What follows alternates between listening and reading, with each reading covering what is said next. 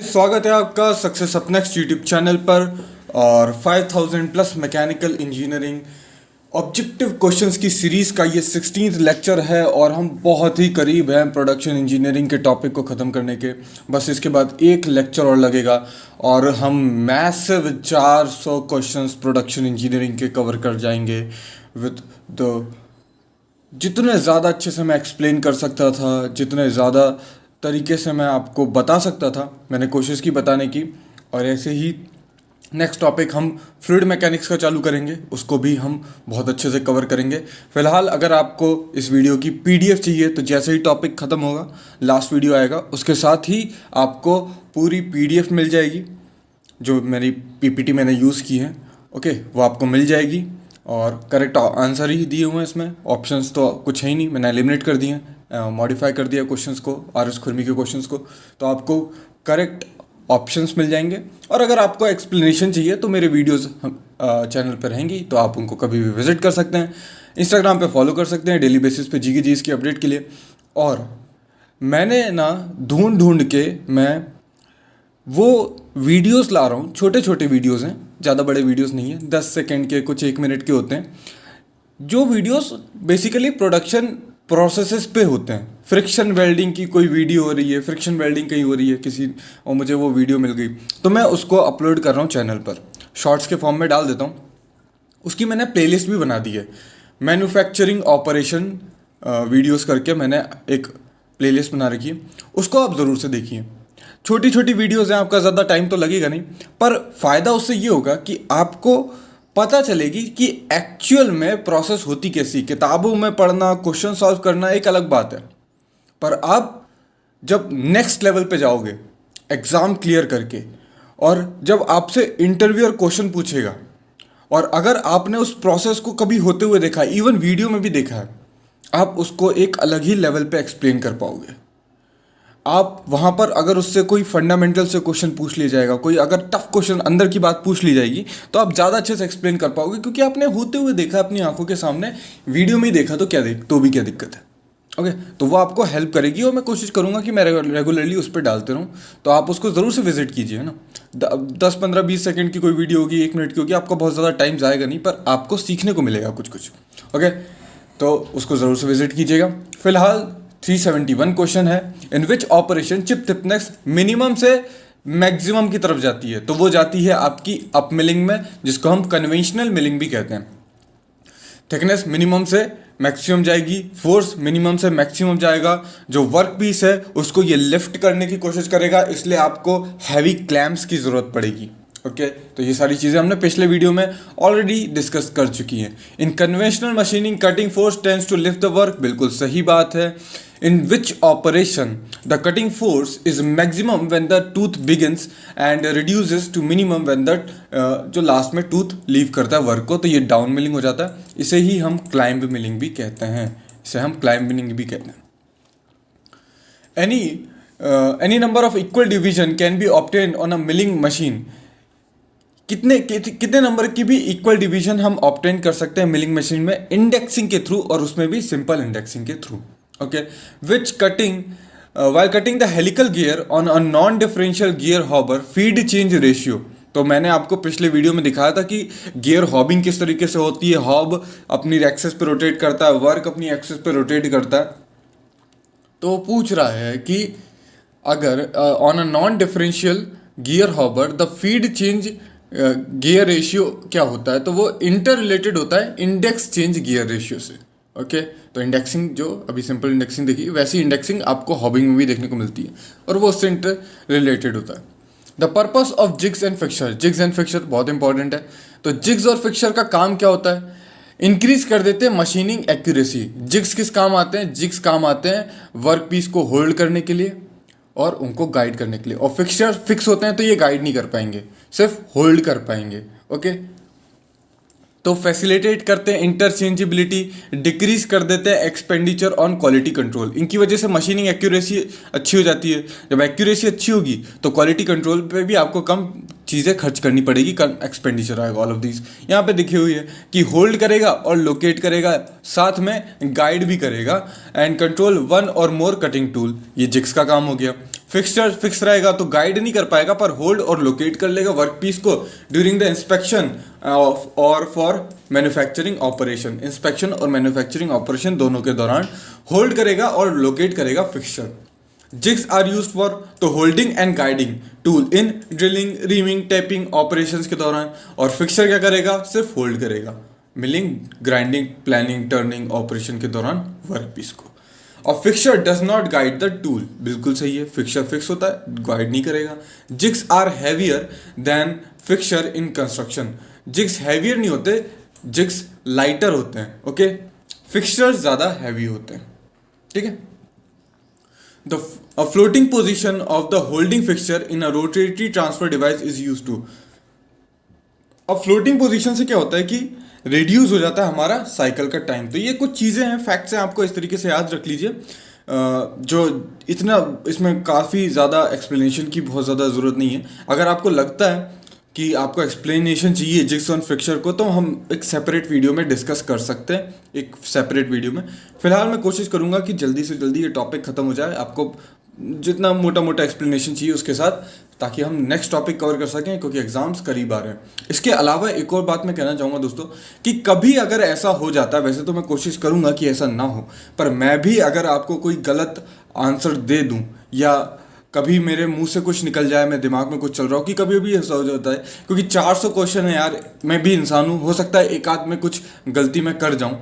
तो ज़रूर से वीडियो को ध्यान से देखते हुए ज़रूर से उसको कमेंट कर देना। जब टॉपिक खत्म होगा उसके कुछ टाइम तक मैं वेट करूंगा कि कमेंट्स आ जाएं और मुझे आप खुद ही लोग बता दें कि सर ये इसमें, या फिर आपको लगे कि यार इसमें मुझे कोई डाउट है, ये मुझे कुछ समझ में नहीं आया। ऐसा कोई भी क्वेश्चन हो, अगर आपको उस पर और एक्सप्लेनेशन चाहिए, या कोई टॉपिक जब बीच में आया, कोई वर्ड बीच में आया जिसको आपको लगा कि यार इस पर और एक्सप्लेनेशन चाहिए, कोई क्वेश्चन, कोई का आंसर एम्बिगियस है, कोई डाउट है, तो आप उसे ज़रूर से कमेंट करें। जब ये टॉपिक खत्म होगा तो मैं ऐसे ही सारी चीज़ों को कलेक्ट करके एक सेपरेट वीडियो बना दूंगा, ठीक है, और उसको मैं अपलोड कर दूंगा, जिससे कि क्या है ना कि सारे डाउट जो हैं वो दूर हो जाएंगे, और आप जो भी कोई चीज़ कमी रह गई थी उसको बेहतर तरीके में हम कर पाएंगे। तो ज़रूर से कोई भी डाउट हो, तो अगर जेन्युइन डाउट हो, एक बार दो बार अपने दिमाग में भी उसको सोच लेना। मतलब ऐसा नहीं कि कोई दिमाग में आया आपने कुछ भी कमेंट कर दिया, ऐसा नहीं करना। पर अगर आपको लगता है कि यार कुछ दिक्कत है, तो फिर ज़रूर से उस पर कमेंट करिएगा। A diamond locating pin is use in jigs and fixture. क्यों इसको यूज़ किया जाता है? क्योंकि ये helps in assembly with the tolerance on centre distance. तो सेंटर डिस्टेंस चेंज ना हो, विद इन द टॉलरेंस रहे, इस वजह से हम डायमंड लोकेटिंग पिन यूज़ करते हैं। अगर डायमीटर चेंज कर रहा है, मान लो कोई हमारे पास वर्क पीस है, इस तरीके का वर्क पीस है जो कि इस तरीके से है, ठीक है, ये इस तरीके का वर्क पीस है, मतलब फ्रस्टम टाइप के फॉर्म में है, तो उस केस में हम कैसा तो लोकेटर यूज करेंगे? उस केस में हम कोनिकल लोकेटर यूज करते हैं, ठीक है, कोनिकल लोकेटर यूज करेंगे। ब्रोचिंग प्रोसेस के बारे में जान लेते हैं। देखिए ब्रोचिंग से क्वेश्चन आ सकते हैं, तो इस वजह से मैं इसको थोड़ा डेप्थ में कवर करूंगा। तो broaching is the material removal process होती है बाय पुशिंग और pulling the cutting tool. Push करेंगे या पुल करेंगे, उस वजह से होगी। जैसे अगर मैं बात करूं, मान लो ये एक मेरे पास से सिलेंडर है और ये हॉलो सिलेंडर है, मुझे इसका इंटरनल सरफेस को फिनिशिंग करनी है, तो मैं एक ब्रोचिंग टूल यूज़ करूंगा जो मैं इसके अंदर घुसाऊंगा और फिर बाहर खींचूंगा। तो इसमें पुल एंड पुश ऑपरेशन होगा। ये जो टूल है ये रोटेट नहीं कर रहा है, ये ट्रांसलेशन मोशन दिखा रहा है यहाँ पर। और ये जो टीथ होगा ना, इसका इंक्रीजिंग साइज होगा। इसकी मैंने इमेजेस भी डाल रखी हैं, वो हम देख लेंगे किस तरीके से होता है। तो ब्रोच के 3 कटिंग जोन होंगे, ठीक है, मैं आपको दिखाई देता हूँ यार, कहाँ डाल रखी, ये ब्रोचिंग टूल है। अब इसके 3 आपको साइज देखने को मिलेंगे, ठीक है। 3 साइज कौन से होंगे? एक होंगे आपके रफिंग टीथ जो होंगे ना, वो आपके सबसे ज़्यादा मटेरियल रिमूव करेंगे। फिर सेमी फिनिशिंग टीथ होंगे और फिर फिनिशिंग टीथ होंगे। ओके, यहाँ पर जो हाइट का वेरिएशन है ना, वो आपको ज़्यादा देखने को मिलेगा। ओके, यहाँ पे हाइट का वेरिएशन ज़्यादा देखने को मिलेगा, यहाँ पर कम देखने को मिलेगा, और यहाँ पे खास हाइट का वेरिएशन देखने को नहीं मिलेगा। अब मान लो कोई वर्क पीस था और जो कि हॉलो था और कुछ इस तरीके से था, इस तरीके से, ओके, ये उसकी थिकनेस थी। अब अगर आपको इसकी फिनिशिंग करनी है तो ये जो छोटा वाला एंड है वो इसके अंदर जाएगा और जाएगा जाएगा और ये टूथ का जो है यहाँ से मटेरियल रिमूव होगा और फिर जब ये एंड पे पहुँचेगा तो इसको इस साइज़ का मिल जाएगा एकदम फिनिश होके। ओके, तो ये जो टोटल लेंथ है, शैंक लेंथ भी जोड़ दो, कटिंग लेंथ भी उसमें जोड़ दो और उसमें फिनिशिंग टीथ, फॉलोवर एंड पूरा जोड़ दोगे तो टोटल ब्रोच लेंथ बन जाती है। ओके, रफिंग टीथ और सेमी फिनिशिंग टीथ को मिला दोगे तो आपको बनती है कटिंग लेंथ और उसमें फिनिशिंग टीथ आपको अलग से जोड़ना पड़ेगा बाद में।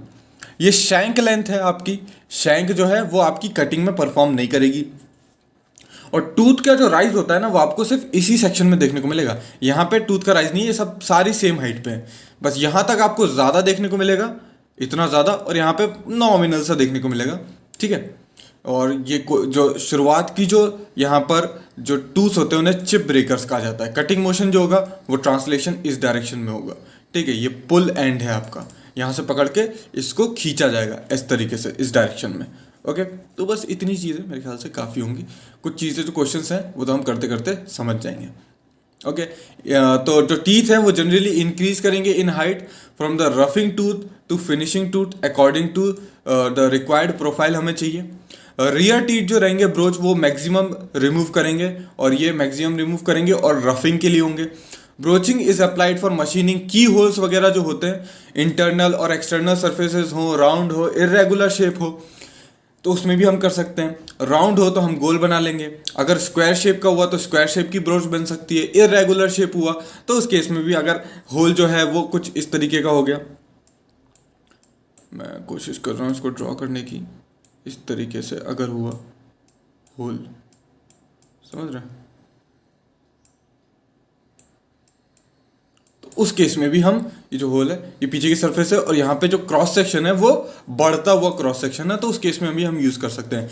High accuracy, high class surface finish मिल जाएगी। Rate of production very high है। लिटिल स्किल्स रिक्वायर्ड है, जो काम करना था हमने टूल डिजाइन में ही कर दिया है तो स्किल्स की कोई ज़रूरत नहीं है खास, है ना। और ट्रांसलेशन मोशन हो रहा है, रोटेटरी मोशन हो नहीं रहा है, तो इसेंट्रिसिटी वगैरह की प्रॉब्लम ज़्यादा आती नहीं है। रफिंग एंड फिनिशिंग एक ही पास में कंप्लीट हो जाएगी तो अगेन टाइम कम लगेगा तो प्रोडक्शन हाई हो जाएगा।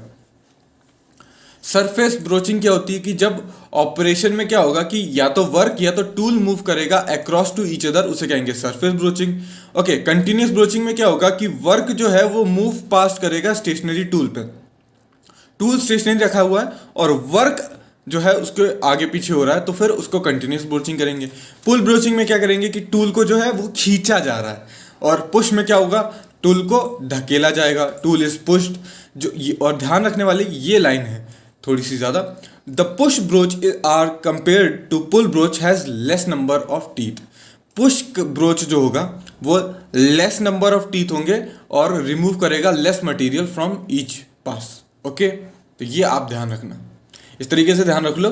किसी को अगर तुमको धक्का देना है ना तो ज़्यादा जोर नहीं लगाना पड़ेगा, धक्का देना आसान होता है, पर अगर कोई खाई में गिर गया उसको बाहर निकालना खींचना मुश्किल होगा, तो ज़्यादा कम फोर्स लगेगा पुश में कम फोर्स लगता है तो फिर less number of teeth. Analogy समझ रहे हो, इस तरीके से आप ध्यान रख सकते हो। और पुल करने में ज़्यादा जोर लगेगा मतलब ज़्यादा नंबर ऑफ टीथ, तो इस तरीके से याद कर सकते हो। लेस नंबर ऑफ टीथ है तो मटेरियल भी लेस रिमूव होगा, वो तो आप समझ ही जाओगे। A process of removing material by push और pulling tool is called broaching. A push broach as compare to pull broach, push में कम जोर लगेगा तो कम टीथ हैं, छोटा होगा, स्टॉकी होगा और कम मटेरियल रिमूव करेगा, तो ये सारी कैरेक्टरिस्टिक हैं पुश ब्रोच की। A hole are machine by push broach only for sizing. Push broach में कम मटेरियल रिमूव होता है, अभी देखा, तो कम मटेरियल रिमूव कब होगा, फिनिशिंग में, साइजिंग में, तो right option. Height of the broach tool broach is progressive increasing in order, यहाँ से सीधे जाते जाओगे इंक्रीज करती जाएगी। ब्रोच हैज़ रफिंग टीथ भी होते हैं, semi finishing teeth, finishing teeth, सारे के सारे आपको एक ही ब्रोच टूल में देखने को मिल जाएंगे। ओके, तो ये था हमारा वीडियो और बाकी क्वेश्चन हम 17वें लेक्चर में देख लेंगे। ठीक है, सो फिलहाल thanks for watching and as always have a nice day.